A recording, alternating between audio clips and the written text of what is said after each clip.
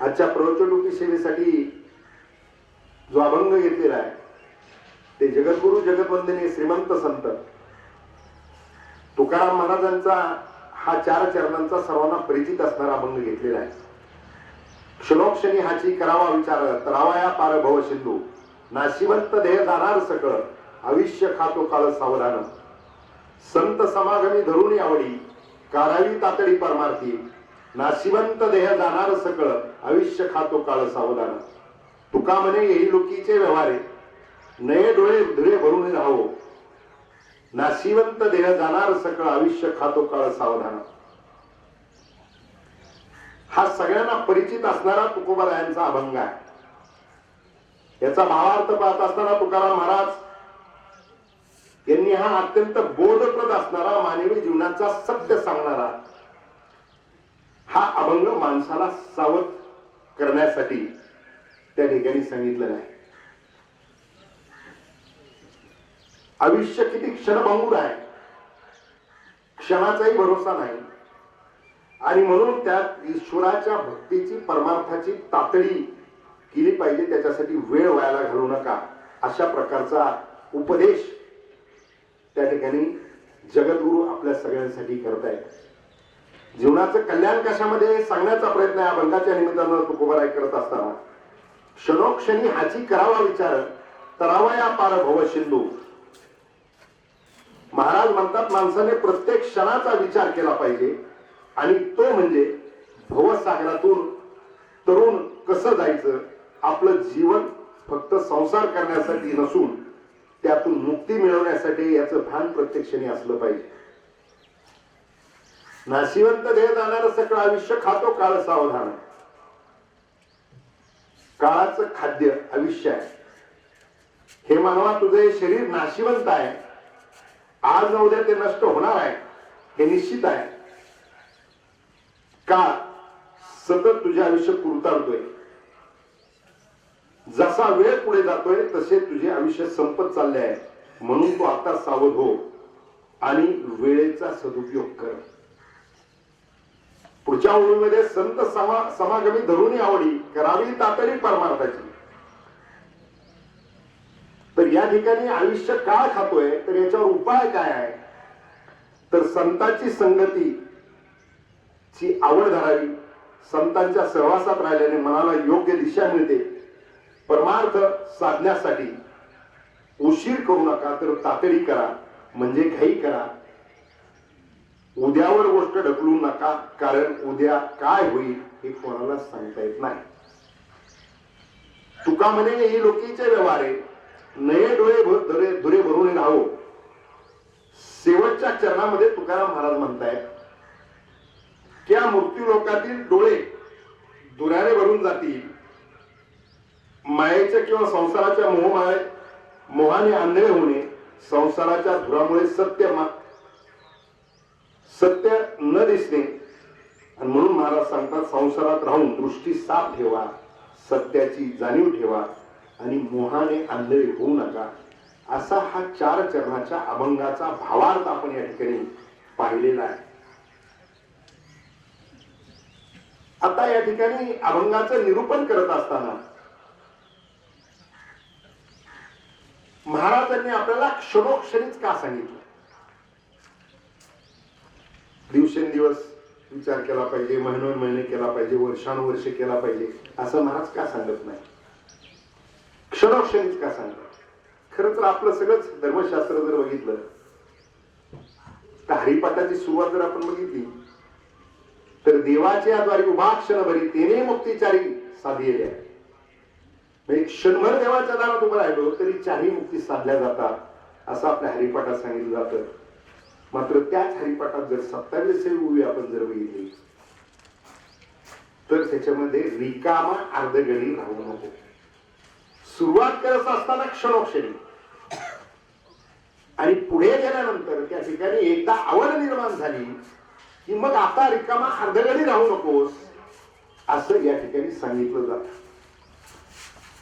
खरं तर या ठिकाणी क्षणोक्षणी विचार करायला सांगितलेला आहे. कारण विचार कोण करू शकतो?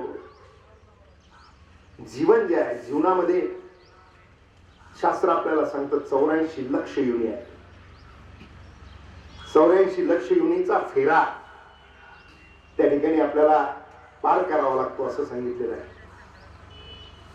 आणि मग मुक्ती पाहिजे असेल तर मुक्तीसाठी कोणत्या जीवनामध्ये आपल्याला मुक्ती मिळू शकते? 84 लक्ष योनीमध्ये वृक्ष आहे, पशु आहे, पक्षी आहे, जलचर प्राणी आहे आणि मानव आहे. सर्वश्रेष्ठ देह जर कोणता असेल तर मानव देह हा सर्वश्रेष्ठ सांगितलेला आहे शास्त्रात. आणि त्याचं कारण काय? सगळे जे देह आहेत तर त्याच्यामध्ये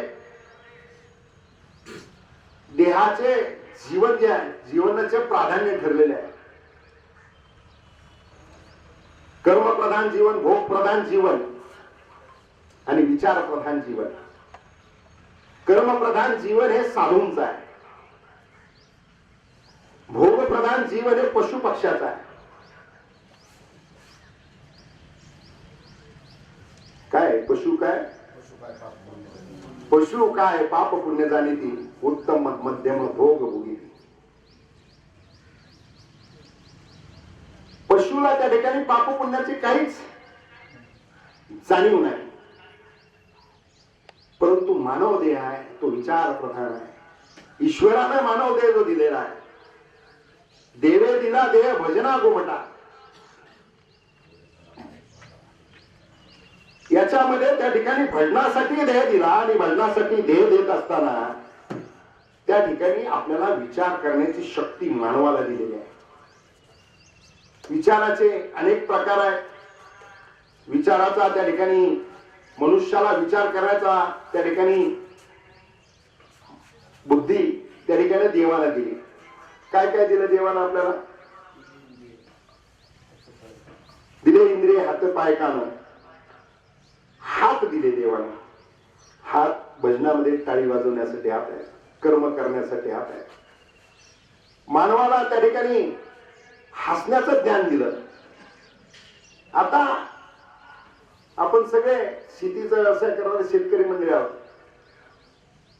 रोज सकाळी गोठ्यात जाणारे, धार काढणारे, गावरान असो नाहीतर जर्सी असो. कधी गायीने आपलं गोठ्यात तुम्ही गेले तर हसून स्वागत केलं असं काय का? कधी हसण्याचं ज्ञान जे आहे, हसण्याचं कौशल्य आहे, हे ईश्वरानं मानवाला दिलं. रडणंही त्या ठिकाणी मानवाला दिलं. पशु पक्ष्यामध्ये आहे. म्हणजे छत्रपती शिवराय ज्यावेळेस गेले त्यावेळेस त्यांचा जो कुत्रा होता पाग्या, तो रडण्याचा इतिहासात नोंद आहे. म्हणजे प्राण्यांची सुद्धा इतिहासात नोंद होते. त्यांचं सुद्धा पूर्वकर्म पूर्व संचित त्यांना उपयोगाला निश्चितपणाने येतं. पण हसणं जे आहे, म्हणजे एखादा कुरूप व्यक्ती जरी असेल तर तो हसतमुख असेल तर तो प्रसन्न दिसतो. आणि एखादा खूप सुंदर व्यक्ती आहे परंतु कायम चेहऱ्याला इस्त्री केल्यासारखा चेहरा घडीच मोडून देत नाही, त्याच्याकडे पाहून चांगलं वाटत नाही, आनंद वाटत नाही. हसत मुखानं राहिलं पाहिजे.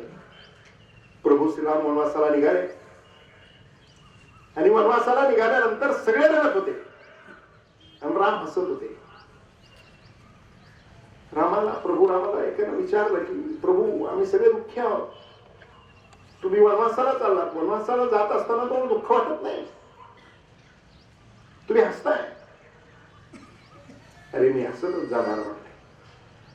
आज्ञा वडिलांची आहे, वडिलांची आज्ञा पाळत असताना मी जर हसलो नाही तर आधीच माझे पिताश्री राजा दशरथ हे दुःखी आहे आणि मी जर रडलो तर ते आणखी दुःखी होतील. म्हणून माझ्या वडिलांना दुःख होता कामा नये म्हणून मी मागे पाहून रडू शकत नाही, पुढे पाहून देखील मी हसत चाललोय. कारण पुढे पाहून रडणार नाही त्याचं कारण रावणाला वाटेल हा मला मारायला निघाला, हा रडका रडतोय, हा मला कसा मारणार. मी वर पाहून पण रडू शकत नाही, कारण वर पाहून जर मी रडायला लागलो तर सूर्य म्हणेल की माझ्या वंशातला हा रडका निघाला राजा. आणि मी खाली भूमीकडे पाहून सुद्धा रडू शकत नाही. कारण माझी सासू म्हणेल की जावाई लडका मिळाला, आणि म्हणून मला रडता येत नाही. प्रभू श्रीरामाने त्या ठिकाणी हसण्याचा मंत्र दिला. हसत असताना आपण त्या ठिकाणी निश्चितपणाने अत्यंत प्रभावी दिसतो. मानवाला त्या ठिकाणी देत असताना अनेक गोष्टीचं ज्ञान दिलेले आहे, बुद्धी दिलेली आहे. मानवाला देह देत असताना उभा दिलेला आहे. वृक्ष देखील उभे आहेत युनीमध्ये, परंतु ते एका जागेवर स्थिर आहे, अचल आहे. मानवाला त्या ठिकाणी उभं राहण्याचा उभा देह दिलाय, पण चल देह दिलाय. चालता येतंय, पंढरपूरची वारी करता येते. काय करता येतं? ते वारी करता येते, आणखी काही करता येतं. आपण आपल्या जीवनात काय करायचं ते ठरवलं पाहिजे. आता काही लोक म्हणते पावसाळ्यात आता प्रवचन करायला लागले, मग आता काय बारीला जायचं? वारीला जातोय, 3 वर्ष झालं. वारीला जात असताना सद्गुरू संत शेख मोहम्मद महाराज पंढरपूरला गेल्याचा इतिहास आणि वारीचा इतिहास अनेक त्या ठिकाणी ग्रंथ शोधले आणि त्याच्यामध्ये सापडला. सद्गुरू संत शेख मोहम्मद महाराज तर शॉर्टकट पाहत नव्हते. जाताना त्या ठिकाणी इथून निघाल्यानंतर घोडेगाव, हिरडगाव असं करून त्या ठिकाणी राशीनवरून बार्शीवरून मानकोजी महाराज बोधलेंच्या पालखी सोहळ्याच्या बरोबर सद्गुरू संत शेख मोहम्मद महाराज पंढरपूरला जातो. तो पालखी सोहळा खंड पडला. खंड पडल्यानंतर मी गेली काही वर्ष, काय म्हणण्यापेक्षा अनेक वर्ष खूप प्रयत्न केला, प्रयास केला. तो पालखी सोहळा सुरू झाला. सुरू झाल्यानंतर मला आपल्या गावचे सूत्र किसनराव आगाव भाऊसाहेब असतील किंवा बाकीचे सहकारी असतील, त्यांनी सांगितलं की अण्णा तुम्ही प्रवचन केलं पाहिजे. मी त्यांना सांगायचं थांबा, तो अधिकार प्राप्त व्हायला वेळ आहे. आता एक साधारणतः 1.25 वर्ष होत आला. श्रीगोंद्याच्या सद्गुरू संत शेख मोहम्मद महाराजांच्या पारायण सोहळ्यामध्ये त्या ठिकाणी मला प्रवचन पहिल्यांदा करायला लावलं सगळ्यांनी, आणि तिथून पुढे प्रवचन रूपी सेवेला सुरुवात केलेली आहे. खरं तर जीवनात येऊन काय करायचं ही दिशा तुम्हाला ठरवता आली पाहिजे. हेच अध्यात्माला आपल्याला सांगितलेलं आहे. जीवन नेहमी सकारात्मक असलं पाहिजे. जीवनामध्ये सगळ्यांच्या अडचणी आहेत, सगळ्यांच्या संकट आहे. प्रभू देव होता, पण रामाच्या जीवनात देखील 14 वर्षाचा वनवास आला. तो हसत स्वीकारला. जीवनामध्ये दुःख येणारच आहे. भवसागर, भवनाम संसार, सागर नाम सिंधू नाम सागर. हा तरुण जाण्यासाठी खूप दुःख आहे. अनेक गोष्टी सांगता येतील. मी रामायणाचाच पुरावा जर द्यायचा झाला तर सीतेचं अपहरण झालं, सीतेला रावणानं नेलं, पलीकडे जायचं लंकेमध्ये, समुद्र आडवा आलेला आहे, जायचं कसं? शेवटी नाममहिमा जो आहे तो नाममहिमा अगाध आहे. हनुमंतरायानं विचार केला आणि सेतू बांधायचं ठरवलं. वानर सेनेला सगळ्यांना सांगितलं, मोठमोठ्या शिळा आणल्या, त्याच्यावरती राम नाम लिहिलं आणि पूल तयार झाला. रामायणातला सगळा प्रसंग सांगायचा झाला तर सीतेच्या जन्मापासूनच सगळं जर सांगायचं झालं तर संकटाच्या मालिका. आम्ही म्हणतो की त्या ठिकाणी रामराज्य आलं पाहिजे. राम लक्ष्मणाच्या भावाच्या जोडीच्या बाबतीत तशा पद्धतीचा एखाद्या भावांचा विचार असेल तर आम्ही राम लक्ष्मणाचं त्या ठिकाणी उदाहरण देतो. खरं तर रामायणातल्या सगळ्याच भावांचे जर उदाहरण ऐकायचे झाले तर त्याच्यातलं 10% जरी आपण वागायला शिकलो तर कोर्ट कचेरीतले केसेस सगळे संपून जाते. मोस 10%. आम्ही रामायण ऐकतो. ऐकत असताना रामायण ज्यावेळेस टीव्हीवरती त्या ठिकाणी केशवभारत सुरू झालं त्यावेळेस रस्त्यावरती शुकशुकाट असायचा. महाभारत सुरू झालं त्यावेळेस रस्त्यावरती शुकशुकाट असायचा. पण आम्ही घेतलं काय? लांबचं जाऊ द्या, कोरोनातून सुद्धा आम्ही घेतलं काय? कोरोनात लॉकडाऊन होता, त्यावेळेस पारावर बसता येत नव्हतं. मी जरा अगोदर आलो. माझ्या अगोदर त्या ठिकाणी रामदास नाना आलेले होते. रामदास नानांनी जे हॅरी केला, रामदास नाना आजूबाजूला गोळा करीत होते. म्हणलं काय गोळा करत आहे? त्यांनी दाखवताना मला 52 पीराचा एक गाठा दाखवला. 52 पीर लक्षात आले की नाही मला माहिती.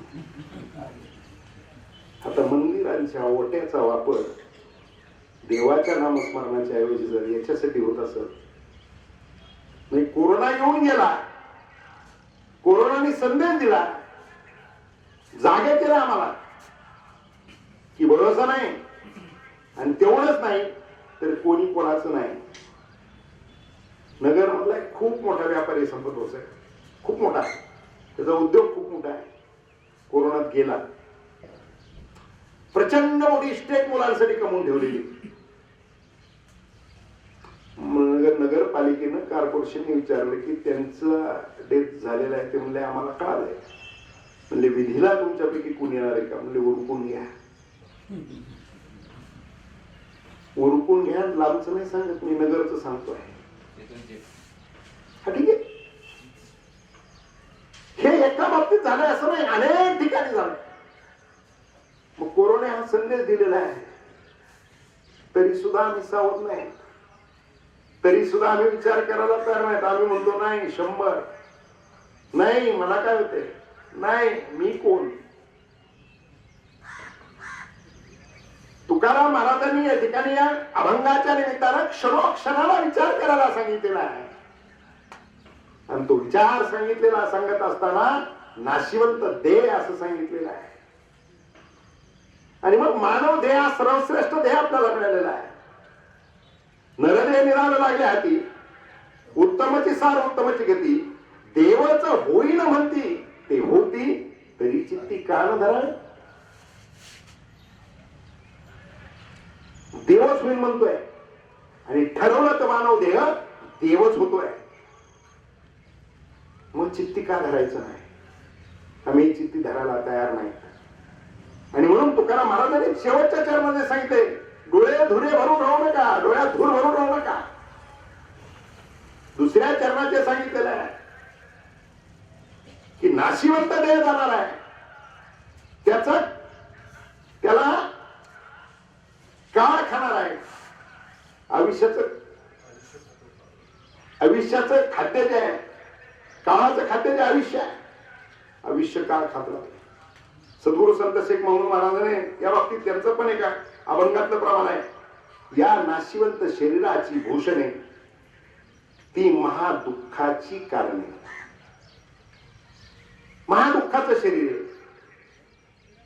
सुख पाहता जवा पाडे, दुःख पर्वता एवढे. एकदा एक मुली विक्या, मुली डोक्यावर घेऊन चाललेला होता, आणि डोक्यावर मुली घेऊन चाललेला असताना वाघाच्या ढरकाळीचा आवाज आला. पाहतोय तो वाघ फार लांब अंतरावर नाही, जवळ आहे. मुळी फेकून दिली, पळत सुटला. वाघ मागे, तो पुढे. पळता पळता त्याला एक मोठं वडाचं झाड दिसलं. वडाच्या झाडाची पारंबी लोंबलेली दिसली. त्याने उडी मारली, अशी पारंबी पकडली. पारंबी पकडल्यानंतर पळत आलेल्या माणसाने पारंबी पकडली की झोका सुरू झाला. उर्मालाचं मोहळ बसलेलं होतं, त्याला धक्का लागला म्हणून त्या माश्या उठल्या. माश्या येऊन याला चावायला लागल्या. त्याने विचार केला की आता काय करावं. तो चोका घेत असताना खाली पाहतो तर खाली विहीर आहे. विहिरीत पाणी नाही, पण तिच्यात नाग आहे. किलबिलाट पक्षाचा वगैरे झाल्यानंतर नाग फणा काढून तयार होता खाली. माग वळून बघतोय तर माग वाघ, खाली बघतोय तर नाग मधाच्या माश्याचा होता. आणि तेवढ्यात धक्का लागला होता म्हणून मला त्या मधाच्या पोळाचा कांदा फुटलेला होता, आणि एक थेंब मधाचा पडतोय असं पाहिल्यावर त्याने जीभ बाहेर काढली. सुख किती आहे, जवळ एवढं सुख आहे. दुःख किती आहे, माग वाघ, खाली नाग, मधाच्या माश्या चावतायत. असंच जीवन आहे. आणि म्हणून या जीवनामध्ये आपल्याला जगत असताना आपलं जीवन कशा पद्धतीने जगलं पाहिजे याचा विचार केला पाहिजे, असं तुकाराम महाराज जगद्गुरु आपल्याला सांगत असताना मानवाला ईश्वराला दिलेल्या शक्तीमध्ये हात दिले हसण्याचं का त्या ठिकाणी ज्ञान दिलंय, उभा देह दिलाय, बोलण्याचं ज्ञान दिलंय. बोलण्यातून आपण खूप काही करू शकतो चांगलं ठरवलं तर, वाईट ठरवलं तर वाईटही करू शकतो. शब्द मंगल पण घडू शकतात आणि शब्द दंगल पण घडू शकतात. मग कोणते शब्द काय वापरायचे, कसे वापरायचे? संत कबीर म्हणतात, शब्द बराबर धन नहीं, कोई जो कोई जाने बोल.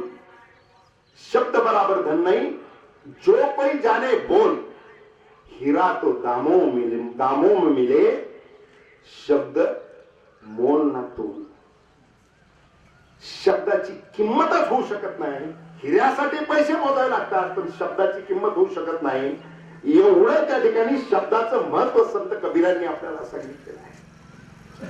मात्र शब्द वापरत असताना माणसं काय कधी शब्द वापरतील हे सांगता येत नाही. आणि म्हणून तुकोबारायांनी सांगितलं ना की प्रत्येक कृती करत असताना तुम्ही विचारानं त्या ठिकाणी कृती केली पाहिजे. आणि विचाराचे प्रकार किती आहे? अर्ध विचार, निरर्थक विचार, अनर्थक विचार, सार्थक विचार. शास्त्राने हे विचाराचे प्रकार सांगितलेले आहेत. अर्ध विचार म्हणजे काय? अर्ध विचार म्हणजे गरजेपुरता विचार करायचा. काय काय माणसं पण भारी असतात, आमच्याकडे नंतर येतात प्रकरण मध्ये. आधी काय करायचं? गरज पडली ना, मग गरज पडली की विचारच करायचा नाही. समोरचा किती टक्क्यांनी म्हणतोय आणि समोरचा कोण आहे आणि वसूल करायला कशा पद्धतीने करीत, घ्यायच्या विषयी विचारत नसतो. किती टक्क्यांनी माझं लक्षात आलं असेल. विचार करायचाच नाही आणि मग ते घ्यायचं आणि जीवनातलं संकट उभं करून घ्यायचं. हे अर्ध विचारी का. आणि मग त्याच्यातून संसार उद्ध्वस्त, जीवन उद्ध्वस्त. अर्धविचारी माणसाच्या बाबतीमध्ये जीवनात असंच घडतं. पश्चात विचार, पश्चात विचाराचा प्रकार सांगितला. आधी चुकीचं करून बसायचं, नंतर पश्चाताप करत बसायचं. एखादी गोष्ट करताना विचारच करायचा नाही मिळाला. पण आजही भगतसिंगाचं नाव इतिहासामध्ये अजरामर आहे. भगतसिंगाला ज्यावेळेस फाशी झाली, 21 वर्ष अटक झाला, 23 वर्ष जगायलाच 21 वर्ष मिळाले. मानवाला आयुष्य किती आहे? अल्प आयुष्य मानव देय, शतगणिले अर्धे रात्र खाये, मध्ये बालक व पिढा रोग शेय, काय म्हणण्याशी उरले, काय म्हणण्यासाठी उरले. मनुष्याला आयुष्य किती आहे? त्या भगतसिंगाला 21 वर्षाचं, खरं तर तात्यामामाला आयुष्य दीर्घायुष्य झाली. तात्यामामा भगतसिंगाला आयुष्य मिळालं 23 वर्षाचं, त्याच्यातल्या 21व्या वर्षी अटक झाली. परंतु कर्म करत असताना मातृभूमीच्या स्वातंत्र्यासाठी केलेलं कर्म फासावरती गेला तर हसत गेला. हसण्याचं मानवाला दिलेलं जे हे आहे ते हसण्याची जी काय विचार किंवा शक्ती ईश्वराने दिली, तिचा योग्य वापर झाला पाहिजे. जेलरला वाटला भगतला फाशी द्यायची, काय करतोय पाहू आपण. जेलर पाहायला गेला तर भगतसिंग सूर्यनमस्कार करत होता. जेलरचं तर डोकं चक्रावून गेलं. काही वेळेला फासावर चढवलं नाही आणि व्यायाम करतोय, सूर्यनमस्कार करतोय. त्या जेलरने, अरे भगत, व्यायाम हा शरीरासाठी असतो, देहासाठी असतो. थोड्याच वेळानं तुझा देह लटकवला जाणार आहे आणि तू जाणार आहेस. देह नाशिवंत आहे, तुला लटकवल्यानंतर तुझ्या देहावरती पुढची क्रिया करावी लागणार आहे. व्यायाम कशासाठी करतोय? भगतसिंगानं दिलेलं उत्तर फार महत्वाचं आहे. जीवनामध्ये आपल्याला सगळ्यांना तो विचार केला पाहिजे. भगतसिंग म्हटला की माझी आई रोज देवाच्या पूजेसाठी एक टोकरी भरून फुलं घेऊन येते. टोकरीभर फुलं माझी आई देवाला वाहत नाही. त्या टोकरीभर फुलातलं टवटवीत असणारं चांगलं असणारं फूल माझी आई देवाच्या चरणी वाहते. मग ज्या भारत मातेला जर त्या ठिकाणी भारत मातेसाठी मी शहीद व्हायला निघालेलो आहे, तर मी हसत मुखानं गेलं पाहिजे, प्रसन्न मुखानं गेलं पाहिजे. आणि म्हणून व्यायाम करतोय. जेल मटकन खाली बसला, हे सार्थकी जीवन आहे. शिवा काशीद नावाचा छत्रपती शिवाजी महाराजांच्या मावळा दिसताना छत्रपती शिवाजी महाराजांसारखा दिसत होता. महाराजांच्या सैन्यामध्ये मावळा त्याला संधी मिळाली. एक एक मावळे काय होते महाराजांचा इतिहास जर सांगायचा झाला तर 3 तास मी तर सलग महाराजांच्या इतिहासात बोलू शकतो. शिवाकाशीत छत्रपती शिवाजी महाराजांनी अफजल खानाचा वध केला, कोथळा बाहेर काढला. कोथळा बाहेर काढल्यानंतर छत्रपती शिवाजी महाराजांच्या डोक्यामध्ये दुसरी मोहीम होती. दुसऱ्या मोहिमेला जात असताना महाराज त्या ठिकाणी विचार करण्यासाठी, विश्रांतीसाठी नाही, विचार करण्यासाठी पन्हाळगडावरती गेले. अफजल खानाचा वध झालाय म्हणून त्या ठिकाणी सिद्धी-जोर 60,000चं सैन्य घेऊन आला. महाराज पन्हाळगडावरती वेढा टाकला. पन्हाळगडाला महाराजांच्या सोबतीला शिवा काशीत सेवेसाठी होता. शिवा काशीत सेवा करत असताना महाराजांच्या चेहऱ्यावरची चिंता पाहत होता. कोणी सल्ला देत होत, सिद्धी-जोरचा निरोप आलाय की तुम्ही चर्चेसाठी या. त्या ठिकाणी चर्चेसाठी निरोप आलाय. तो ऐकत असताना महाराजांच्या चेहऱ्यावरची चिंता त्या ठिकाणी शिवा काशीतनं पाहिली आणि शिवा काशीत म्हटला, महाराज मी तुमच्यासारखाच दिसतोय ना? महाराज म्हटले, हो शिवा तू माझ्यासारखाच दिसतोस. मग धाडा म्हणलं निरोप चर्चेला यायचा. महाराज म्हणले, अरे चर्चेला जाणं काय सोपं वाटलं तुला? म्या जातो की. महाराजांच्या डोळ्यामध्ये अश्रूच्या धारा लागल्या. अरे म्हणे शिवा, तू माझ्या रूपात त्या ठिकाणी चर्चेला जाणार आहे, त्याचं बक्षिसी तुला काय मिळणार आहे माहिती आहे? शिवा काशीत म्हणतो, लाख मेले तरी चालतील पण लाखाचा पोशिंदा जगला पाहिजे. महाराज या किल्ल्यातून तुमची सुटका झाली पाहिजे. मी चर्चेसाठी जातो, तुम्ही विशाळगडावरती निघून जा. शिवा काशीदानं ज्या वेळेस महाराजांचा पोशाख घातला, जिरे टोप घातला आणि महाराजांकडे पाहून म्हणायला लागला की महाराज मी तुमच्यासारखाच दिसतोय ना? महाराजांच्या पुन्हा खळकन डोळ्यात पाणी आलं. पाहत होते की स्वराज्यासाठी एक एक मावळा स्वतःच्या प्राणाची आहुती देतोय. आणि शिवा काशीत त्या ठिकाणी ज्या वेळेस भेटीसाठी 2 पालख्या निघाल्या. एका पालखीतून शिवा काशीत त्या ठिकाणी सिद्धी-जोरला भेटायला निघालेला आहे आणि एका पालखीतून छत्रपती शिवराय विशालगडाच्या दिशेने निघालेल्या आहेत. पालख्या निघाल्या, पालख्या जात होत्या. शिवा काशीची पालखी पुढे चाललेली होती. महाराज इकडे चिंता करत चाललेले होते. शिवा काशीत ज्यावेळेस सिद्धी-जोरच्या पुढे गेला त्यावेळेस अफजल खानाचा मुलगा फाजल खान हा त्या ठिकाणी सिद्धी-जोरच्या बरोबर होता. आणि त्याला पाहिल्याबरोबर त्याला संशय आला की छत्रपती शिवाजी महाराज नाही.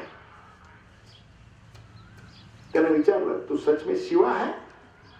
तो म्हटला, हाँ मैं शिवा ही हूं, सच बोल. त्यानं सांगितलं, हाँ मैं शिवा ही हूं. अफजल खानाचा वध ज्यावेळेस केला, कोथळा ज्यावेळेस बाहेर काढला त्यावेळेस छत्रपती शिवरायांवरती जो वार झाला होता, कपाळावरती वरच्या बाजूला खून झालेली होती.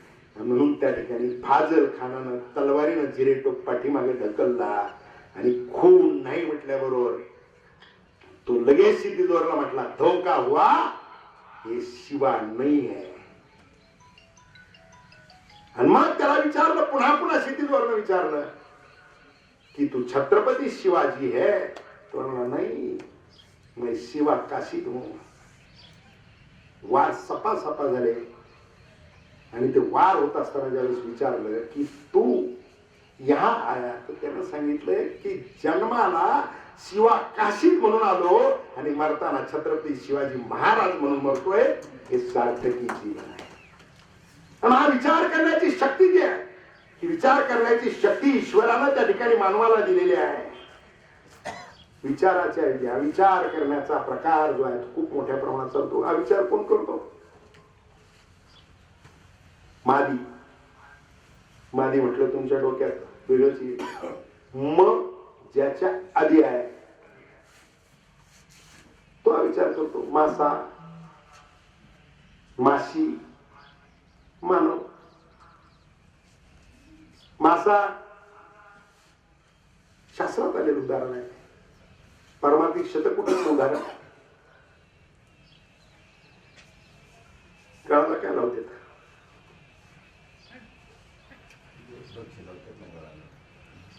मासे पकडताना गळाला. आता इथं प्रवचनात बसल्यानंतर आपण एवढे एकाग्र झालोय, बरोबर आहे, तेवढं एकाग्र झालंच पाहिजे. हा ते लावते ते टाकते. तो मासा त्या आमिषाला पिढ्याना पिढ्या गेल्या मासे त्या गाळाला गुंतून, पण तो त्याला गुंतून जातोय. मासी कुठं बसायचं ज्ञान आहे का? घाणीवर बसतील, चांगल्यावर येऊन बसतील. मानवाच्या बाबतीमध्ये देखील अविचार आपल्या मनामध्ये निश्चितपणाने येतात आणि अविचारातून काही गोष्टी निश्चितपणाने होतात. स्वार्थ हा सगळ्यात मोठा अडथळा मानवी जीवनामध्ये आहे. एकदा एक सावकार पैशात फार मन, प्रत्येक गोष्टीला पैसा खर्चच होणार नाही याची काळजी घ्यायची. पंढरीला वारी जायची असती, वारकरी जातात, वर्गणी मागतात, वर्गणी काय देत नाही. मग एक वारकरी चलाक असतो, तो म्हणतो नका देऊ वर्गणी, पण तुम्ही वारीला चला, मजा असते, काही खर्च नाही, काय नाही, जेवण खावण सगळ्या गोष्टी व्यवस्थित असतात, तुम्ही वारीला चला म्हणून सांगितलं, तो येतो. म्हणतो ठीक आहे, येतो वारीला. वारीला गेल्यानंतर हा चिंगूस खर्च तर अजिबात नाही. पंढरपूरला गेल्यानंतर तो चंद्रभागेला स्नानासाठी गेला आणि पंढरीश पांडुरंगानं ते काय वासुदेवाचं रूप घेतलं आणि याचं स्नान झाल्यानंतर नेमकं पंढरीश पांडुरंग वासुदेवाच्या रूपाने त्याच्या पुढे उभं राहिले. दान मागितलं. त्यांनी सांगितलं चंद्रभागे स्नानाला आलोय, जिथं मुक्कामाला दिंडी आमची उतरली वाळवंटात, तिथे सगळे कपडे सगळं तिथंच आहे, तिथे या देतो. आता पांडुरंगाचे तिथं पोहोचेपर्यंत हजर द्या म्हणे. आता मोजकेच पैसे आले, वारीसाठी आलोय, परत अडचण नको व्हायला, तुम्ही माझ्या गावाकडे आला तर देतो. गेला गावाकडे. गावाकडे गेल्यानंतर पांडुरंग परत हजर. लांबच वासुदेव पाहिल्यानंतर यानं मेल्याचं सोंग घेतलं. बायकोला सांगितलं तो पैसे मागायला आलाय, आता मी मेलोय म्हणून सांग. आता पांडुरंगच होते. सगळे लोक गोळा झालेले, मेल्याचा निरोप आरडाओरडा, तिरडते, डोकं मांडीवर घेतलेलं, लोक गोळा झाले, पुढची तयारी सुरू. आता माणूस गेला की काय आहे तोपर्यंत दादा आहे, बाबा आहे, अण्णा आहे, तात्या आहे. गेला की लगेच डेड बॉडीत रूपांतर होता. माणूस गेला काय म्हणतो आपण, कुठपर्यंत आलंय, कुठपर्यंत डेड बॉडी आली. सगळे तयारी करतात, गरम पाण्याने आंघोळ बिंघोळ सगळ्या गोष्टी, कडक पाण्याने आंघोळ घातली जाते. पाणी तापवलेलं होतं तर पांडुरंगाने अजून जरा गरम केलं, न्याला चितेवर टाकला. चितेवर टाकल्यानंतर पण अग्नी टाक द्यायची वेळ आली. मग पांडुरंग गोपी वासुदेव म्हणले पैसा सुटला, तेव्हा नगडी उठला. अविचारी जीवन जे आहे ते किती अविचारी जीवन या ठिकाणी आहे. खरं तर दशकर्यांदीला बोलत असताना वेळेची मर्यादा असते, त्या ठिकाणी विधी संपलेला आहे म्हणून मी चालू ठेवायचंय. जास्तीचा वेळ या ठिकाणी आपला न घेता आज या ठिकाणी तुकोबारायांनी आपल्याला क्षणाक्षणाला विचार करायला सांगितलेला आहे. जीवनामध्ये कशा पद्धतीचं सार्थकी जीवन जगायचं तो विचार करायला सांगितलेला आहे. हा विचार करत असताना खरं तर आजचं जीवन जे आहे, आपण आपल्या जीवनामध्ये आजची आव्हानं काय, संतांनी शिकवण करत देत असताना त्या ठिकाणी परमार्थाची तातडी करायला सांगितलेली आहे. की तातडी करत असताना नामस्मरण करायला सांगितलेलं आहे. कलियुगामध्ये नामस्मरणानं देवाची प्राप्ती आहे. नामस्मरण करणं म्हणजे माणसं म्हणतात आता भांडणाला वेळ कुठे आहे. काय काय माणसं तर बोलता बोलता म्हणतात मरायला सुद्धा वेळ नाही, त्याला वेळ लागतच नाही. किती काही असू द्या, ठरलेल्या वेळेपेक्षा एक मिनिटही कुणाला पुढे जाता येत नाही, एकही श्वास तुम्हाला जास्तीचा घेता येत नाही. आणि मग हे जीवन जगत असताना सार्थकी जीवन लावायचं असलं तर नामस्मरण केलं पाहिजे. नामस्मरण, भजन. भजन म्हणजे तर काय, भजन म्हणजे फक्त टाळ घेऊन तुम्ही भजन म्हटलं पाहिजे असं भजन नाही. चांगलं बोलणं हे सुद्धा भजन आहे. माऊलींनी सांगितलेलं आहे तैसे साच आणि मावा मिथुन आणि रसाळ शब्द तैसे कल्लोळ अमृताचे. बोलताना जर तुम्ही चांगलं बोललात तर ते सुद्धा भजन आहे. नाहीतर मग बोलता बोलता माणसं अशा पद्धतीनं बोलतात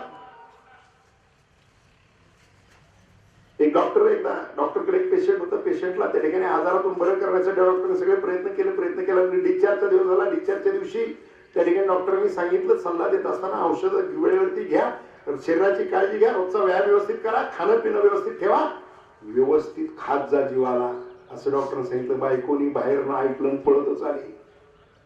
म्हणजे डॉक्टर सांगायला मी रोज सांगते, जरा घरचं खात जा, वेळेवरती खात जा, ऐकतच नाही तर मग असं डॉक्टरच्या मड्यावर घालायची वेळ येते.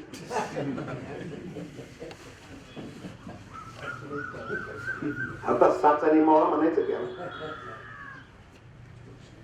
या ठिकाणी आजचं आव्हान, जगण्याचं आव्हान सगळ्यात मोठं आहे. आणि म्हणून सगळ्यांनी आपल्या घरामध्ये मन क्षणभंगूर नाही भरोसा, आयुष्याचा कोणाचाच भरोसा नाही. भांडणं तंडणं करून त्या ठिकाणी आपला प्रपंचामधला आनंद गमावण्याचा अर्थ नाही. आपल्या प्रपंचामध्ये, आपल्या कुटुंबामध्ये आनंद जो आहे तो आनंद तुम्ही स्वतः निर्माण करू शकता. आनंद आणि सुख ह्या कुठल्याही मॉलमध्ये मिळणाऱ्या गोष्टी नाहीत. आनंद आणि सुख तुम्हाला तुमच्या घरामध्ये निर्माण करता येऊ शकतं. आणि ते घरात निर्माण जर करायचं असेल तर प्रत्येकानं घरात वागताना रामासारखं वागलं पाहिजे आणि बाहेर व्यवहारात वागताना भगवान श्रीकृष्णासारखं वागलं पाहिजे. आणि त्याच्यासाठी याचं वाचन आणि अभ्यास केला पाहिजे. आज जगण्याचं आव्हान सगळ्यात मोठं आव्हान आहे. आज काय स्थिती आहे? खरं तर आता तुकाराम महाराजांनी आणखी एक अभंगामध्ये सांगितलेलं, आता तरी पुढे हाची उपदेश नका करू ना अशा विषयाचा, सकळांच्या पाया माझे दंडवत, आपुल आले चित्त शुद्ध करा. आता तरी पुढे हाच उपदेश सांगितला. आता एक उपदेश मी करणार आहे शेवटचा, आणि मी माझी प्रवचन रूपी सेवा संपवणार आहे. आज प्रत्येक घरात शुगर आहे. अभावानं साखर नसणारं घर सापडत आहे. कशामुळे शुगर आहे याचं संशोधन केलं पाहिजे, त्याचा अभ्यास केला पाहिजे. आपण खातोय काय? हरित क्रांती झाली, पिकाचं उत्पन्न वाढलं, त्या ठिकाणी ग्लुकोजचं प्रमाण वाढलं, गहू खायचं प्रमाण वाढलं. जुन्या काळात ज्यांना 100च्या पुढचं आयुष्य मिळालंय त्यांना सणालाच गव्हाची चपाती मिळत होती. बरोबर आहे ना? पूर्णाची पोळी, काका बरोबर आहे ना? सणालाच होत. आता रोज हे दुनिट आहे. त्याच्यात ग्लुकोज वाढलेला आहे, शुगर वाढली. संकरित गायचं दूध आलं, शुगर वाढली. घरात शुगर आहे आणि दारात भयंकर स्वरूपाचा कॅन्सर उभा आहे. आणि म्हणून आता इथून पुढचं जीवन जे जगत असताना आपल्याला हा उपदेश बरोबर घेऊन जाण्याची आवश्यकता आहे की एक 2 मिनिटं फक्त माझ्याकडे लक्ष द्या. काय स्पर्श झालाय का? आपल्याला आपल्या जीवनाच्या दृष्टिकोनातून पुढच्या पिढ्या आरोग्याने अशोकांना जर व्हायचे असतील तर त्याचा विचार करण्याची आवश्यकता आहे.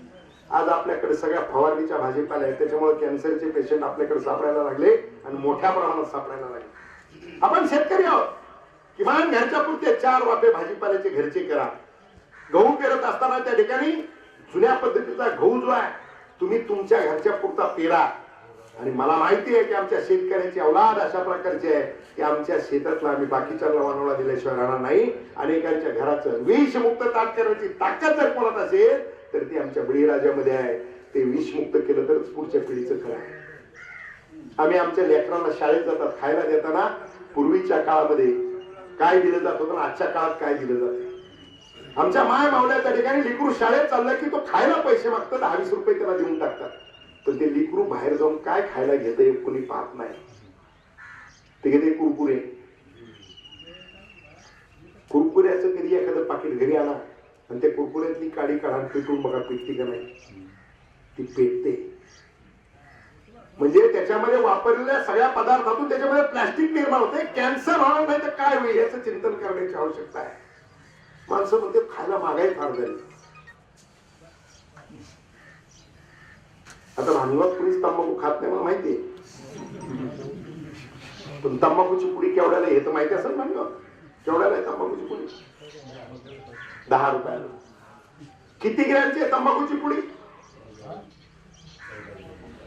10. मोजून बघा. कागदा सकट 10 का 11 ग्रॅम बनते. 1 रुपयाला 1 ग्रॅम तंबाखू पडते म्हणजे 1 किलो 1000 रुपयाला पडतो. माणसं गुटखा खातात. सरकारने बंदी आणली हो. बरं त्या गुटख्याच्या पुढीवरती चित्र जर बघितलं तंबाखूची पुढे सुद्धा इच्छू आहे असं म्हणते आहे ना. गुटख्याच्या पुढीवरती जर चेहरा बघितला तर त्या ठिकाणी सडलेला चेहरा दाखवला आहे. ते पाहिल्यावर पुढे फेकून गेली पाहिजे.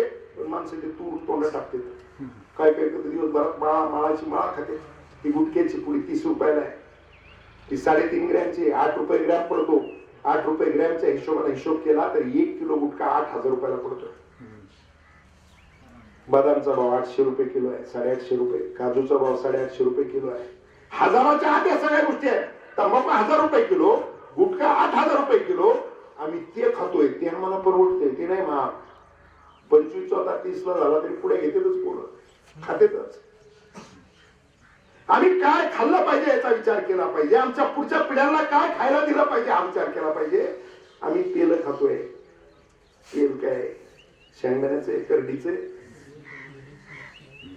शेंगदाणा 150 रुपये किलो. शेंगदाण्याच्या जमिनीचं पुडी सुद्धा 154 रुपये किलो आहे.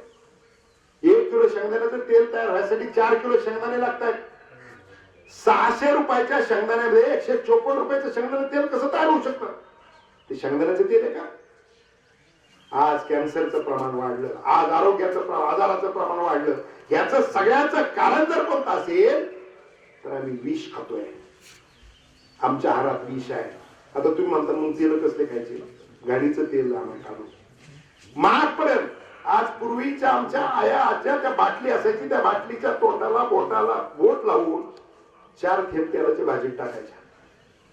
ते प्युअर तेल होतं तरी 4 थेंब होते. आज डबा आणि तेल पळीनी. आता महिलाजवळ असलं विचारतो मी तर ते सांगतात पळीनी म्हणजे विष आहे, ते पळीनी खातोय. आणि जे आरोग्य होतं ते थेंबानं मोजून आम्ही घेत होतो तरी 100चं आयुष्य मिळालं. आज आयुष्य कमी झालेलं आहे. त्याचं कारण आमचं ताट विषमुक्त नाही. आणि आमचं ताट विषमुक्त करायचं असेल तर ते आपल्याला त्याचं चिंतन करावं लागेल. चांगलं खावं लागेल. लेकरं शाळेत जात आहेत, त्यांना शेंगदाण्याचे लाडू बनवून द्या, त्यांना शेंगदाण्याची चिक्की बनवून द्या. 10-20 रुपये त्याच्या हातात देऊ नका. कुरकुरे खाल्ल्यानं पुढच्या पिढ्या त्या ठिकाणी राहणार नाहीत. आणि म्हणून या ठिकाणी ही प्रवृत्ती रूपी सेवा करत असताना शेवटचा उद्देश जो केलाय तो मानवाच्या कल्याणासाठी किंवा संतांनी जे सगळं साहित्य दिलंय ते मानवाच्या कल्याणासाठी दिलेलं आहे. आणि म्हणून या ठिकाणी आजची प्रवचन रूपी सेवा करत असताना क्षणोक्षणी हाची करावा विचार, तरावा या पार भवसिंधू, नाशिवंत देह जाणार सगळं आयुष्य खातो काळ सावधान. हा जगद्गुरु तुकाराम महाराजांचा अभंगाच्या सेवेसाठी घेतलेला होता. खर तर तात्या मामांचं जाणं जे झालेलं आहे ते 5 दिवसापूर्वी गेले. मी सुरुवातीला सांगून गेलो की त्यांना जे मरण आलं म्हणजे शूर ओळखाव आणि साधू ओळखाव मरणी या प्रमाणे त्यांनी त्यांचं जीवन जगत असताना अत्यंत प्रामाणिकपणानं, सत्शीलपणानं, प्राण्यांवरती प्रेम करत, अत्यंत प्रेमळपणानं, कोणाला नाही दुखवता ते त्यांचं जीवन त्या ठिकाणी जगले. आणि त्याचाच साधू ओळखाव मरणी त्याप्रमाणे सोमवार आणि एकादश. माणसं म्हणते सोमवारचं मागून मिळत नाही. तात्या मामाला सोमवारचं मरण मिळालं आणि ते मिळत असताना त्या दिवशी एकादशी होती. सोमवारचं मरण कशासाठी? तर मृत्यू लोक कैलास त्याचे दरवाजे उघडे असतात सोमवारी कैलासाचे. तात्या मामांच्या दृष्टिकोनातून कैलासाचाही दरवाजा उघडा होता आणि एकादशीचं मरण म्हणजे वैकुंठाचा दरवाजा. हे दोन्ही दरवाजे तात्या मामांसाठी त्या ठिकाणी उघडे होते. अशा दिवशी त्यांनी अखेरचा श्वास घेतलेला आहे. अत्यंत आदर्श जीवन जगले आणि आदर्श जीवन जगून त्यांनी 5 दिवसापूर्वी या जगाचा निरोप घेतलेला आहे. त्यांच्या जाण्याचं दुःख कुदांडे परिवार असेल, आपण सगळे नातेवाईक असू. खरं तर त्यांना एक मुलगा, त्यांचे चिरंजीव त्या ठिकाणी आनंदराव असतील, पुतणे आबासाहेब असतील, पांडुरंगजी असतील, मानसिंगराव असतील, त्या ठिकाणी त्यांचे नातू कृष्णा आनंदा कुदांडे असतील, त्यांच्या कन्या सौभाग्यवती इंदुबाई लालासाहेब क्षीरसागर, सौभाग्यवती मंगलबाई दत्तात्रय महाडिक, सौभाग्यवती सिंधुबाई ज्ञानदेव सुर्वे आणि ओम आनंदा कुदांडे, त्याचबरोबर सगळा कुदांडे परिवार असेल, आपण सगळे नातेवाईक असू. सगळ्यांना या ठिकाणी तात्या मामांच्या जाण्यामुळे दुःख झालेलं आहे. त्या दुःखातून सावरण्याची शक्ती, बुद्धी आणि सामर्थ्य ईश्वराने कुदांडे परिवाराला आम्हा सर्व नातेवाईकांना अशा प्रकारची पंढरीश पांडुरंगाच्या चरणी प्रार्थना करतो आणि या ठिकाणी प्रवचन रूपी सेवेला पूर्ण विराम देतो. पुंडलिका विठ्ठल, श्री ज्ञानदेव तुकाराम, पंढरीनाथ भगवान की जय, माऊली ज्ञानेश्वर महाराज की जय, जगद्गुरु तुकाराम महाराज की जय, सब संतन की जय.